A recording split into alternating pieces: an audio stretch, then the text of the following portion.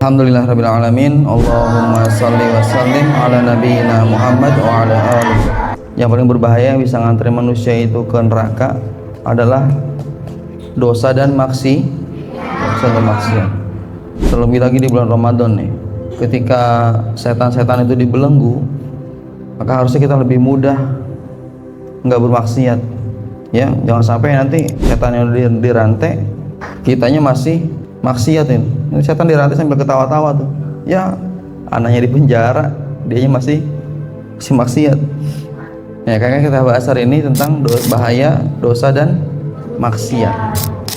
Perbuatan dosa atau maksiat berbahaya bagi diri kita dan orang lain, ya. Karena apa? Karena dia dapat mengundang siapa? Mengundang murka Allah, ya. Nah, kalau mengundang murka Allah, nanti yang turun adalah azab apa rahmat? Azab. Ini hati-hati nih, ya. Apa akibatnya dari dosa maksiat? Iblis pertama, iblis jadi terlaknat. Awalnya iblis itu adalah makhluk, karena kemuliaannya Allah sejajarkan sama malaikat. Allah berfirman, wa isqala rabbuka lil malaikati isjudu li Adam fasajadu ila iblis aba wastakbar wa kana minal kafirin. Dari ayat ini kita tahu bahwa iblis itu awalnya itu soleh sampai-sampai dia disejajarkan sama malaikat. Maka semua sujud. Tapi dia apa? Sombong. Dia dari golongan jin. Dia tuh fasik sama perintah Robnya. Nah, iblis ini cobaannya berat ya. Ini nunjukin bahwa cobaan iblis itu berat banget. Kenapa? Karena dia tuh ahli ibadah, ahli ma'rifat. Nggak ada satupun titik di langit dan di bumi itu kecuali sudah pernah dijadiin tempat sujud sama iblis. Makanya dia disejarkan sama malaikat. Tapi makin tinggi tingkat seorang, maka ujiannya itu makin tinggi. Ujian anak TK pasti beda sama ujian anak kelas 6 SD. Ujian anak kelas 6 SD pasti beda sama kelas 3 SMP. Ujian anak kelas 3 SMP pasti beda sama ujian anak SMA. Ujian anak SMA pun pasti beda sama ujian anak kuliah. Jadi makin tinggi tingkatannya, ujiannya makin berat. Nah, iblis ini ujiannya kenceng. Apa ujiannya? Bayangin, dia senior dibanding Nabi Adam, diciptain duluan. Ibaratnya dia kakak kelas misalkan. Tiba-tiba datang makhluk baru yang ibadah pun belum, segala macam belum, tiba-tiba disuruh sujud. Berat banget itu. Contoh begini misalkan, si Wibi punya adik, terus si Wibi nih ngejajanin adeknya, nraktir adeknya, beliin baju adeknya, beliin tas adeknya, beliin kaos kaki, beliin sepatu. Wah, pokoknya dimanja banget sama si Wibi, adeknya tuh. Pas pulang, Wibi pulang kerja misalkan, tiba-tiba abinya ngomong, Wibi cium kaki adek antum, sujud, cium kakinya, hormatin dia. Mau gak si Wibi? Kalau secara ego nggak mungkin mau. Apaan nih? Ini kenapa anak disuruh sujud, disuruh nyium kaki adek anak? Udah sujud, cium kakinya. Wibi pasti cara manusiawi, apaan? Maksudnya apaan, Bi? Nggak ada maksud apa-apa, antum cium aja kakinya, sujud. Pasti nggak mau lah, apaan sih perintahnya? Anak yang ngasih jajan dia, ngasih baju dia, ngajanin dia, ngasih tas, tiba-tiba suruh sujud, suruh ngormatin. Ada juga adik aneh yang ngormatin anak, kan begitu? Pasti nolak. Iblis tuh kayak gitu. Tiba-tiba ada orang baru, makhluk ciptaan baru, disuruh sujud. Itu ujian iblis tuh. Dia mau taat sama Allah, apa taat sama egonya dia? Berat itu, berat. Makanya belajar dari iblis ini apa? Kalau udah makin tinggi, antum makin hafalan Qurannya makin banyak, ilmunya makin banyak, hati-hati. Cobaannya makin berat kayak iblis itu. Iblis dia, jadi terlaknat dia. Jadi kalau antum Qurannya hafalannya banyak nih, jangan lantas seneng ya. Antum tuh incerannya iblis. Makanya nggak heran kalau ada ahli Quran tiba-tiba nggak ketemu, tahu-tahu maksiat, tahu-tahu rusak, tahu-tahu berubah. Maksiat tuh bikin hati hitam. Lihat lagi kaum Nabi Nuh, maksiat juga tuh, disuruh nyembah Allah nggak mau. Apa akibatnya tuh? Tenggelamkan.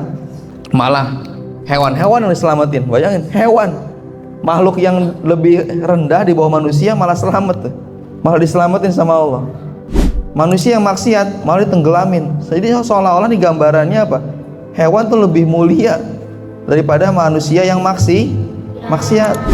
Maka kan suka ada istilah kan ya, kalau orang manusia bisa taat, dia akan lebih mulia dari malaikat. Tapi kalau dia maksiat, dia lebih rendah dari hewan. Apa buktinya? Lihat aja nih, hewannya selamat, yang nggak taat tenggelam, mati semua. Gara-gara apa? Gara-gara maksiat. Di surat Al-Hud, wasna'il fulk bi'ayunina, masuklah ke dalam perahu itu bi'ayunina, dengan pengawasan kami, wa wahyina, dan dengan wahyu dari kami, petunjuk dari kami, wala tukhotibni fil ladzina zalamu, dan janganlah engkau Nuh membicarakan orang-orang yang zalim itu sama ana, innahum mughraqun, sungguhnya mereka akan ditenggelamkan semua. Maksiat itu macam-macam ya gibah lah, ya mencuri, nyolong, berantem, musuhan, fitnah, adu domba, apalagi macam-macam ya maksiat, berbohong. Hati-hati sama dosa dan maksiat. Selanjutnya kaum Nabi Hud alaihissalam. Kaumnya Nabi Hud alaihissalam itu dibinasakan sama Allah. Sama apa? Angin tofan. Selama berapa hari? 7 hari 8 malam. Walamma jaa amruna najjayna Hudan, dan tatkala azab kami datang, kami selamatkan Hud, walladzina amanu ma'ahu, dan orang-orang yang beriman bersamanya, birahmatin minna, dengan rahmat dari kami, wa najjaynahum, dan kami selamatkan pula mereka min azabin ghaliz, dari azab yang berat. Surat Hud ayat ke-58. Selanjutnya apa? Dampak dari maksiat. Kaum Samud, kaum Nabi Soleh, dihancurkan sama suara mengguntur. Lihat di surat Al-A'raf ayat 78. Lihat, fa akhadhat humur rajfatu fa asbahu fi darihim jathimin. Karena itu mereka ditempa gempa, maka jadilah mereka mayat-mayat yang bergelimpangan di tempat tinggal mereka. Dikasih teriakan, hancur, gempa. Bahkan zaman Umar pun udah gempa di Madinah, keluar karena nggak mau tinggal di sini lagi lah. Berarti ada yang maksiat di sini. Kalau ada gempa itu berarti ada yang maksiat. Nggak mungkin kan Allah ngasih gempa tanpa alasan yang hak. Enggak ya. Dosa maksiat mengundang murka Allah. Selanjutnya kaum Nabi Lut itu dijungkir balikin tuh. Enggak sampai di situ, dijungkir balikin, dihancurin, ditambah lagi kasih hujan batu meteor. Apa kejahatan maksiatnya kaum Nabi Lut alaihissalam? Suka sama laki-laki kawin sama laki-laki. Akhirnya perempuannya nggak ada pasangannya, akhirnya perempuan kawin sama perempuan. Nauzubillah min zalik. Ada hari ini, ada, malah makin berani hari ini.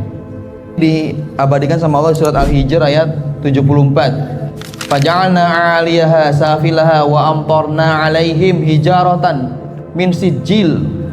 Ya, maka kami jungkir balikkan negeri itu dan kami hujani mereka dengan hijaratan min sijil. Hijaratan itu batu, min sijil yang keras dan terbakar. Lagi selanjutnya karena maksiat, Firaun ditenggelamkan di Laut Merah gara-gara maksiat sama Allah. Wa iz faraqna bikumul bahr, dan kami belah laut untukmu, fa anjaynakum wa aghraqna ala fir'aun, lalu kami selamatkan kamu dan kami tenggelamkan Firaun, wa antum tanzurun, dan kamu sendiri menyaksikannya. Ngelihat, Bani Israel tuh ngelihat dibelah tuh lautan. Orang yang beriman, Bani Israel yang beriman, yang nyembah Allah, diselamatin sama Allah. Yang maksiat Firaun ditenggelamin lagi. Selanjutnya apa lagi? Selanjutnya Qarun ditelan bumi harta kekayaannya. Ketika masih miskin, rajin ibadah, ke masjid, sholat. Karena miskin dia nggak tahan. Musa doain dong dia jadi kaya. Pas sudah kaya lupa, nggak mau zakat, terus sholat juga udah males. Allah apain? Allah tenggelamin tuh. Allah benamin ke mana? Ke tanah. Jadi kami benamkan Qarun berserta rumahnya ke dalam bumi, maka tidak ada baginya satu golongan pun yang menolongnya terhadap azab Allah, dan tiadalah ia termasuk orang-orang yang dapat membela dirinya. Al-Qasas ayat 81. Jadi dosa dan maksiat itu mengundang murka Allah. Jadi mulai hari ini yuk jauhin maksiat, jauhin dosa. Ini buat ana juga nih, ana ngajak diri ana juga sama diri antum. Semoga kita bisa meninggalkan dosa dan maksiat.